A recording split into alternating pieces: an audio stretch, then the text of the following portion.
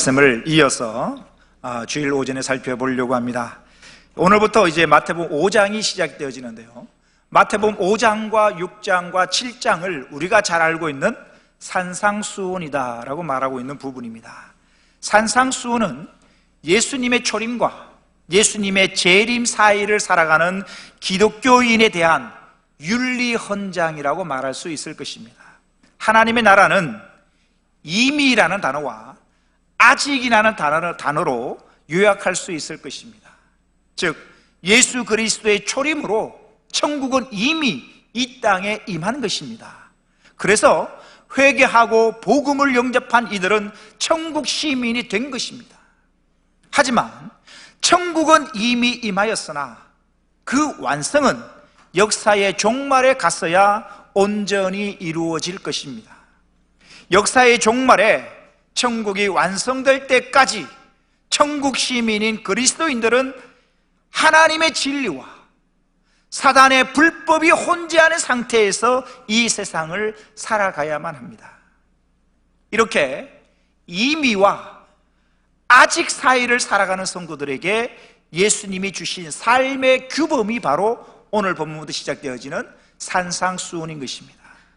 즉 주님이 다시 오실 때까지, 주님의 재림시까지 이 세상을 그리스도인들이 어떻게 살아야 하는지를 말씀하고 계시는 부분이 바로 5장과 6장과 7장이 되는 것입니다.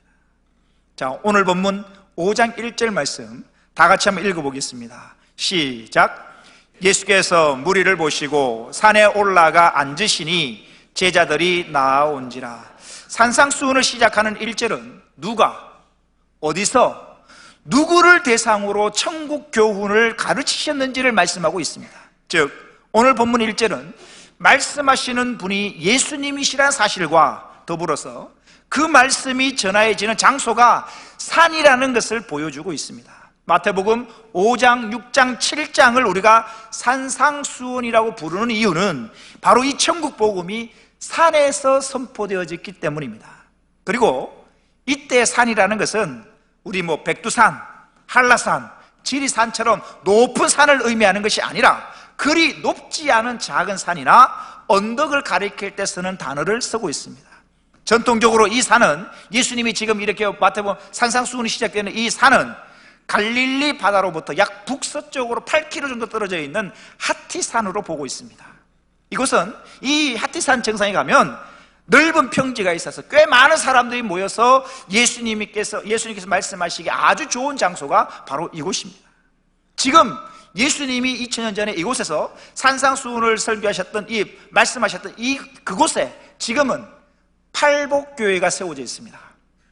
팔복교회가 세워졌는데요, 사진 한번 볼까요?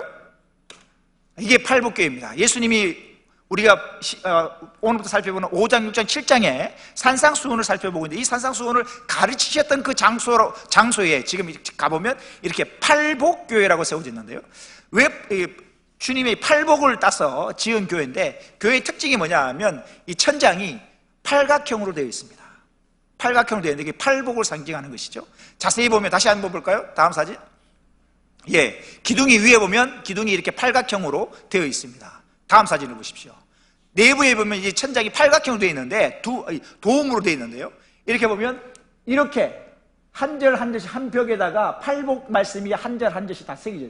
이 보면은 심령이 가난 자는 복이 있나니 천국이 저희 것이며 라는 말씀이 한 절씩 한 절씩 팔복이 천장에 이렇게 가면 돌아가면서 새겨져 있는 것이죠. 그 다음 볼까요?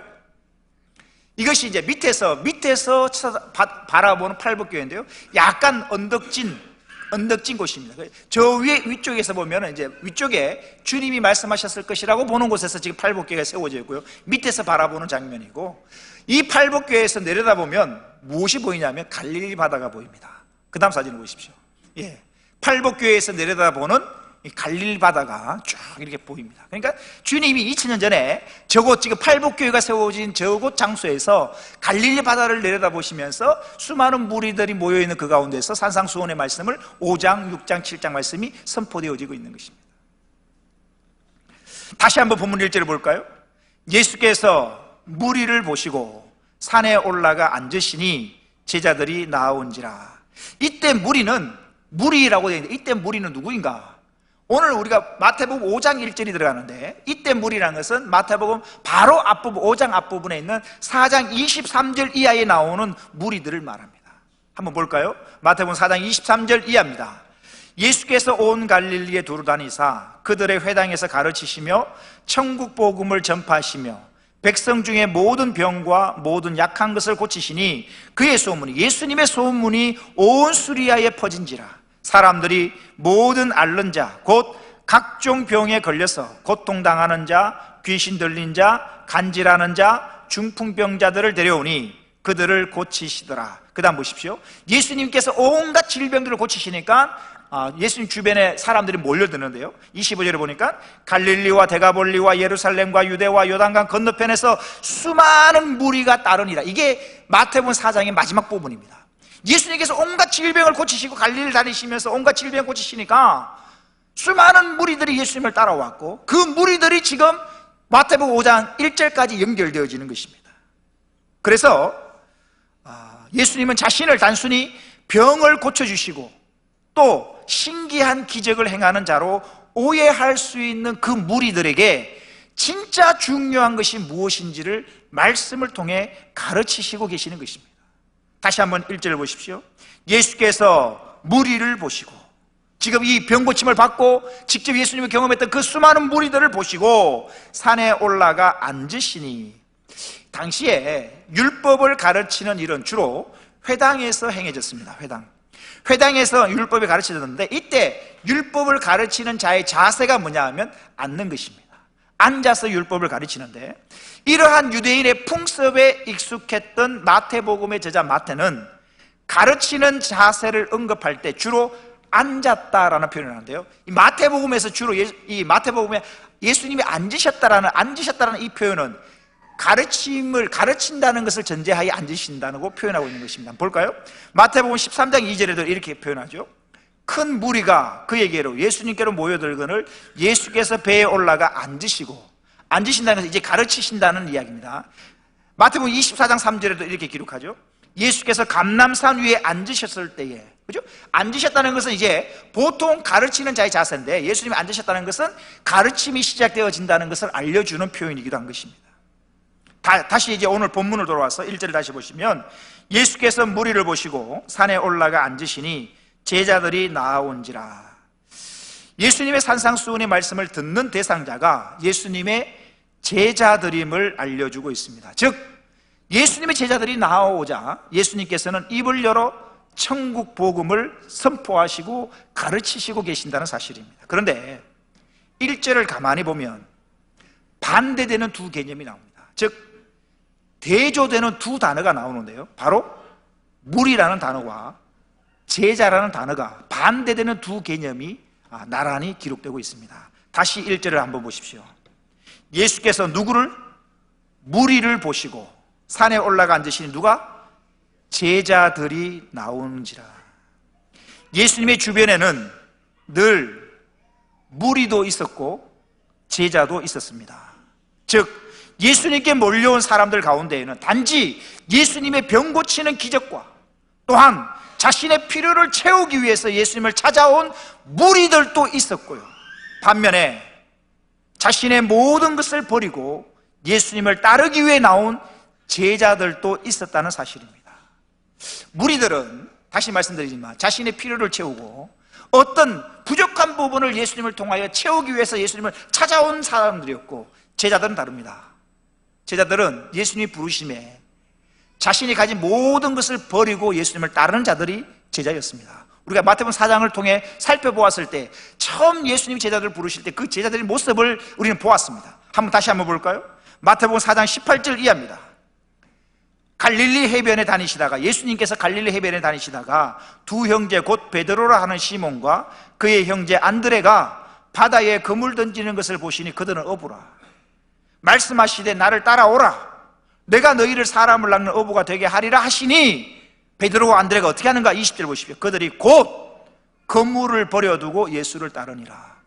어부에게 있어서 최고로 중요한 자산은 그물일 것입니다. 그런데 주님의 부르심, 콜링, 주님의 부르심을 받은 다음에 이 베드로와 안드레는 그물을 버려두고 주님을 따랐다라고 기록합니다. 그 다음 계속해서 보십시오. 21절에 거기서 더 가시다가 다른 두 형제 곧 세베대의 아들 야고보와 그의 형제 요한이 그의 아버지 세베대와 함께 배에서 그물 깁는 것을 보시고 부르시니 그들이 곧 배와 아버지를 버려두고 예수를 따르니라. 즉 무리는 버림이 없이 자신의 필요를 가지고 자신의 필요 때문에 예수님을 찾아왔지만 제자는 다릅니다.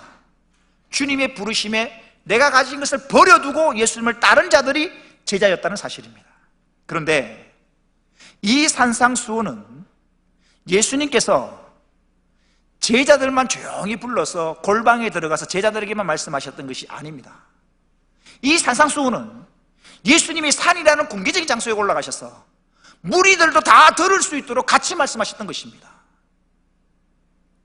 그래서 이 산상수훈의 말씀이 끝났을 때에 예수님의 말씀을 들은 무리들의 반응이 나옵니다. 5장, 6장, 7장은 산상수훈인데요, 이 산상수훈이 끝났을 때에 예수님으로부터, 여러분 생각해 보십시오, 하나님의 아들이신 그 예수님의 설교 말씀을 직접 예수님의 입술로 통하여 나오는 그 말씀 들었다. 그 들은 무리들의 반응이 뭐냐면 7장 산상수훈이 끝나는 제일 마지막 7장 28절과 29절에 이렇게 기록합니다. 보십시오. 예수께서 이 말씀, 산상수훈의 모든 말씀을 마치심에 무리들이 그의 가르치심에 뭐하니? 놀라니.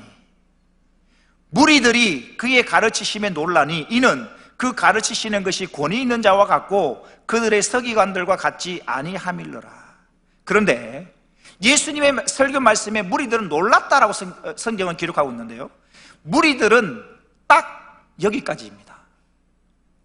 생전에 듣도 보도 못한 귀한 생명의 말씀을 들었으면 뭔가 깨달음이 있어야 되고 뭔가 삶의 변화가 있어야 합니다. 즉 예수님의 말씀에 비추어서 과거에 바르게 살지 못한 부분들이 발견되어지면 철저한 회개가 있어야 되고 앞으로는 선포되지 그 말씀을 가지고 하나님 이렇게 살겠습니다라는 결단과 헌신이 있어야 됩니다. 하지만 무리들은, 하나님의 말씀은 그 말씀을 들은 그 무리들은 그저 저분 설교 잘하시네 라는 것으로, 놀라는 것으로 끝나버렸다는 사실입니다. 지금 예수님 곁에 있는 무리들은 자신들의 필요를 채우기 위해서 예수님을 찾아온 것이기 때문에 자신들의 필요가 채워지면 언제든지 예수님을 떠날 수 있는 자들입니다. 요한복음 5장에 보면 오병이의 기적이 나옵니다. 배고파 있는 그들에게 예수님이 오병이의 기적을 베푸셔서 배불리 먹이십니다. 그때 백성들의 반응과 예수님의 말씀이 나오는데요, 요한복음 6장 5절 이하를 보십시오. 자막이 준비되어 있습니다. 예수께서 눈을 들어, 누가? 큰 무리가, 그렇죠, 큰 무리가 나옵니다. 예수님 주변에 늘 무리가 따라다녔거든요. 예수께서 눈을 들어 큰 무리가 자기에게로, 예수님에게로 오는 것을 보시고 빌립에게 이르시되 우리가 어디서 떡을 사서 이 사람들 먹이겠느냐라고 예수님이 말씀하셨을 때에 안드레가 이렇게 대답을 합니다. 6장 8절입니다. 제자 중 하나 곧 시몬 베드로의 형제 안드레가 예수께 여짜오되 여기 한 아이가 있어 보리떡 5개와 물고기 2마리를 가지고 있나이다. 그러나 그것이 이 많은 사람들에게 얼마나 되겠사옵나이까? 우리가 가진 것은 겨우 물고기 2마리, 보리떡 5개밖에 없습니다 라는 이야기입니다. 근데 예수님이 이렇게 말씀하시죠. 10절입니다. 예수께서 이르시되 이 사람들로 앉게 하라 하시니 그곳에 잔디가 많은지라 사람들이 앉으니 수가 5,000명쯤 되더라. 자 보십시오.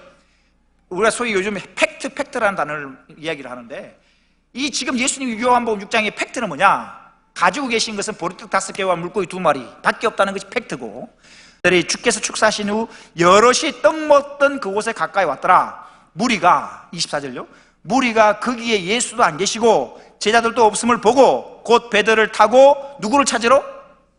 예수를 찾으러 가브라움으로 갔어. 열정이죠. 다음날 눈 떠보니까 예수님이 안 계시는 거예요. 예수님을 찾아서 배 타고 예수님을 찾아서 가버나움까지 가버립니다. 예수님 찾고자 하는 그 열정이 있습니다. 근데 이들이 왜 예수님 찾았을까? 주님은 분명히 아셨습니다. 26절에 예수님이 이렇게 말씀하십니다.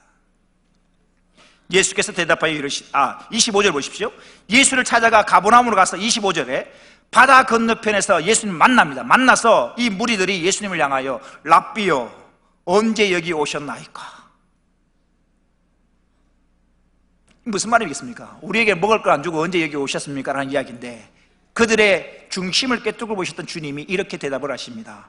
26절, 예수께서 대답하여 이르시되 내가 진실로 진실로 너희에게 이르노니 너희가 나를 찾는 것은 표적을 본 까닭이 아니요 떡을 먹고 배부른 까닭이로다.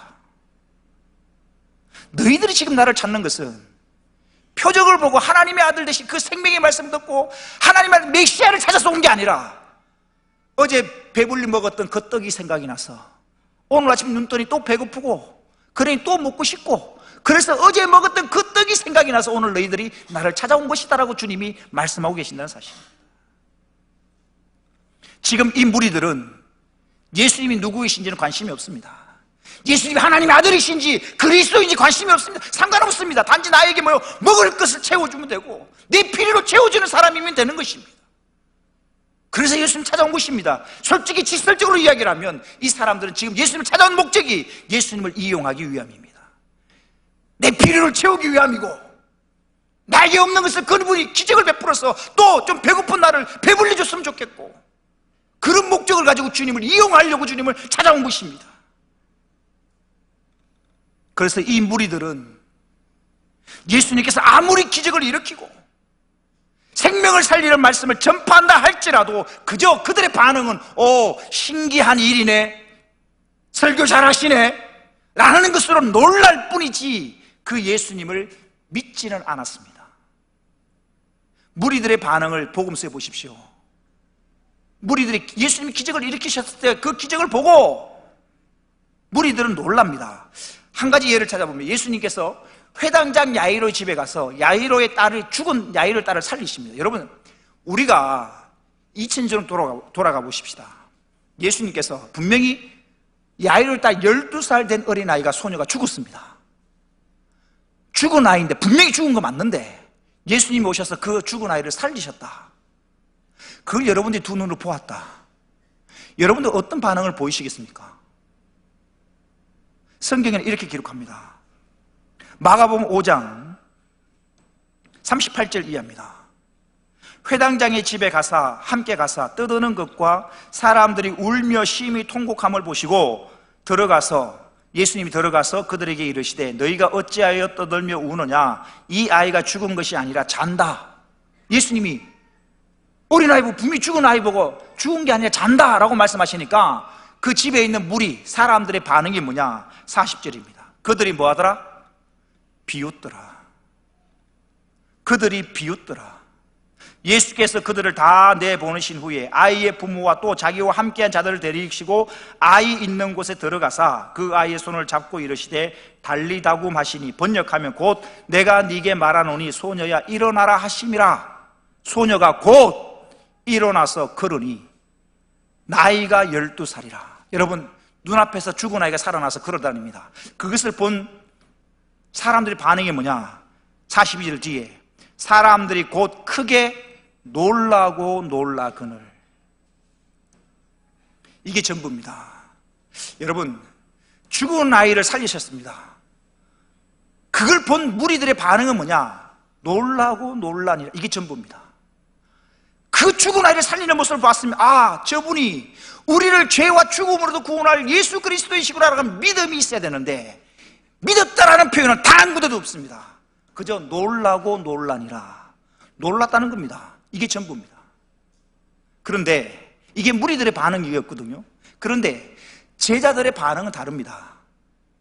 예수님께서 처음 표적을 해가신 게 어디냐, 가나 혼인잔치에서 물을 가지고 포도주로 바꾸신 것인데, 분명히 물이었는데 예수님이 포도주로 바꾸셨어요. 그걸 본 제자들의 반응은 뭐냐, 보십시오. 요한복음 2장 11절 다 같이 읽겠습니다. 시작. 예수께서 이 첫 표적을 갈릴리 가나에서 행하여 그의 영광을 나타내심에 제자들이 그를 믿으니라. 놀라는 것과 믿는 것은 다릅니다.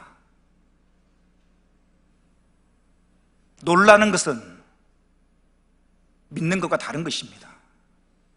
죽은 아이를 살리셨습니다. 보고 놀랍니다.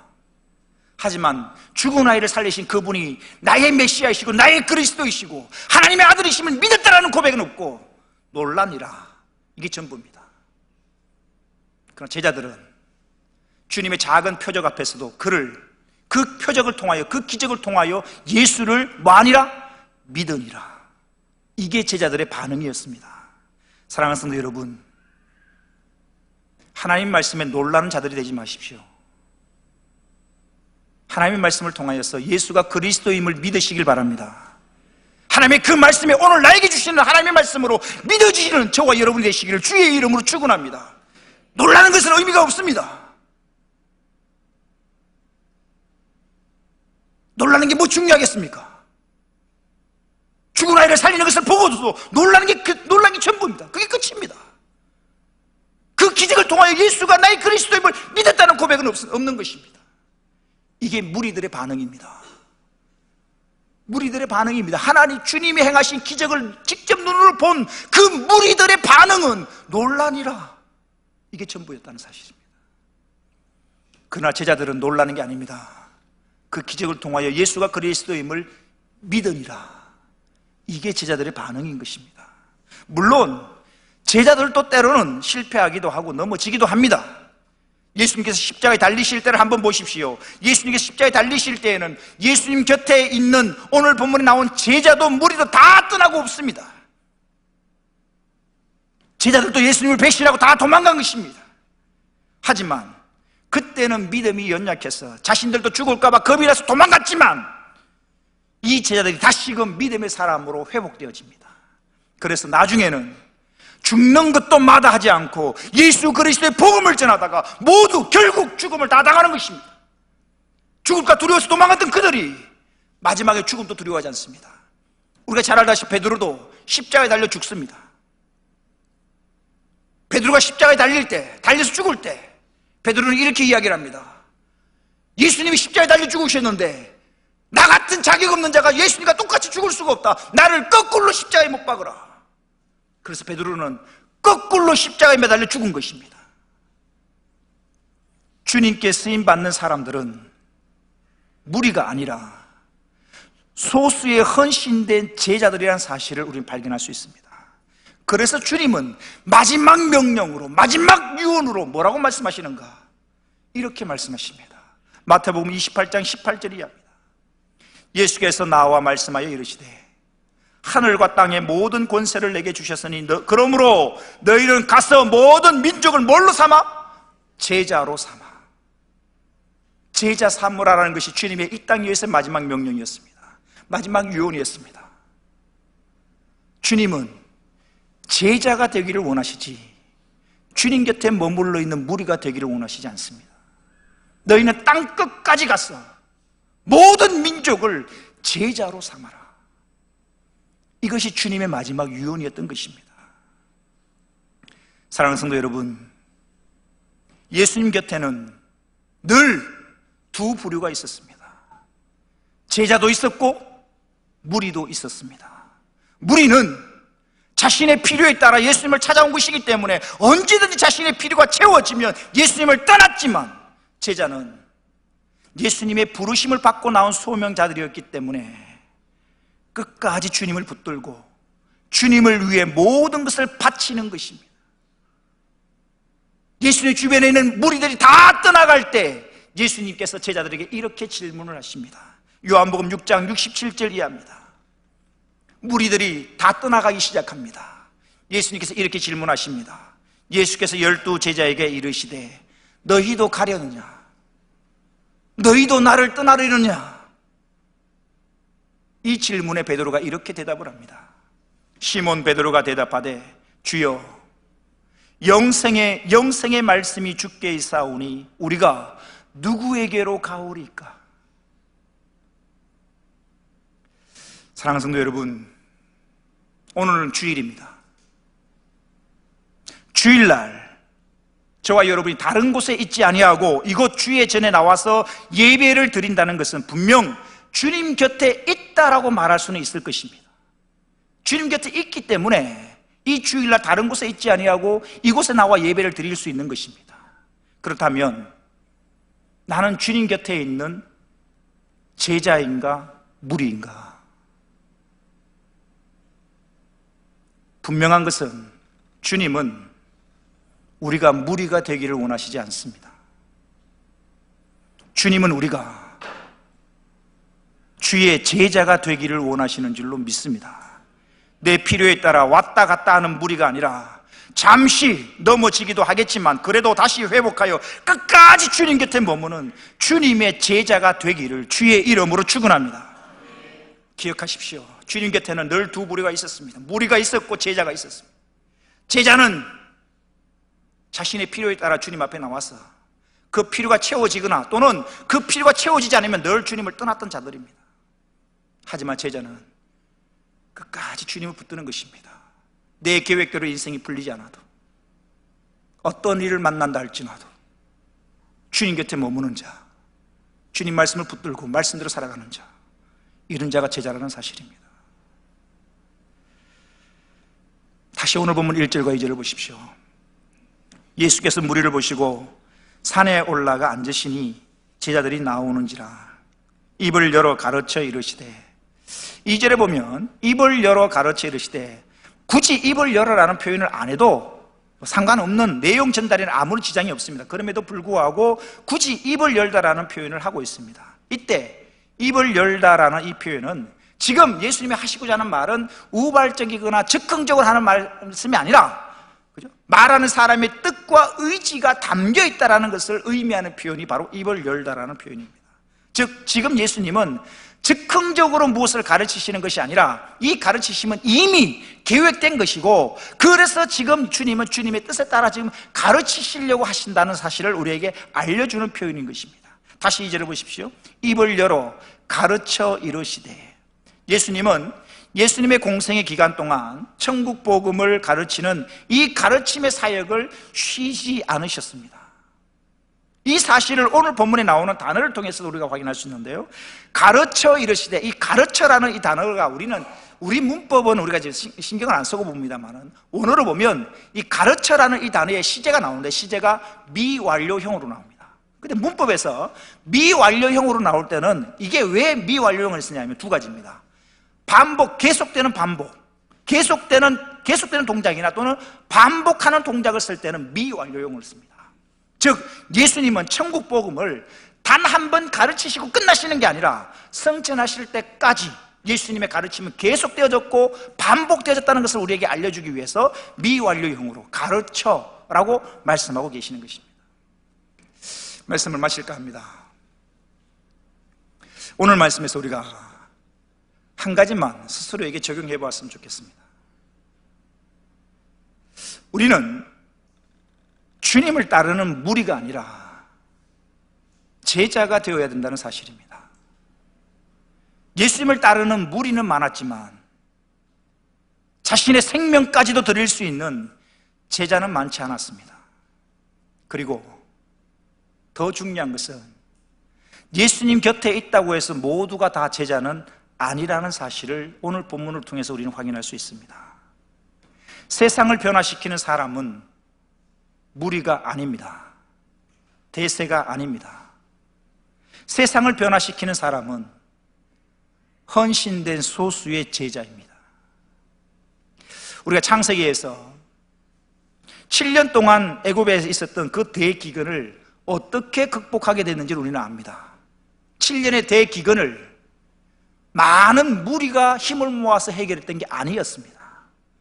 그 7년의 대기근 동안에 나라와 민족과 열방을 살릴 수 있었던 것은 하나님께 헌신된 한 사람, 요셉 한 사람을 통하여서 그 7년의 대기근을 이겨냈다는 사실을 우리는 성경을 통하여 확인할 수 있는 것입니다.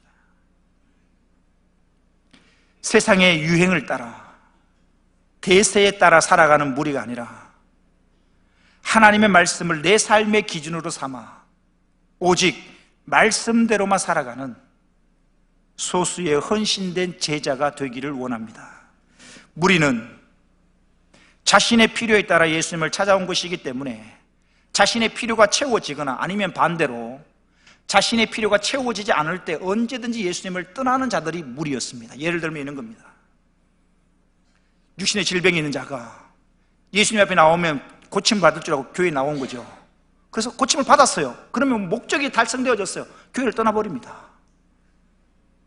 건강한 육체로 가지고 다시 세상에 나가서 주일날 자기 생활을 하는 것이죠. 반대로 주일에 교회에 나오면 육신의 질병 고침 받을 줄 알고 나왔는데 여전히 병이 고침 받지 않거든요. 그게 똑같거든요. 그러니 어떡합니까? 아, 교회 나와봐도 소용이 없네. 교회를 떠나버리는 겁니다. 간혹 이런 분들 봅니다. 자녀들을 위해 교회에 나와주는 것이죠. 자녀가 잘 되기를 위해, 자녀를 위해서 나와주는 것이죠. 수능 시험을 앞둔 아이를 위해서, 좋은 대학 합격하기 위해서, 자녀를 위해서 교회에 나와줬는데 교회가, 자녀가 대학에 떨어진 것입니다. 그러면 교회를 떠나가 버립니다. 안타깝지만 그런 경우를 종종 보게 됩니다.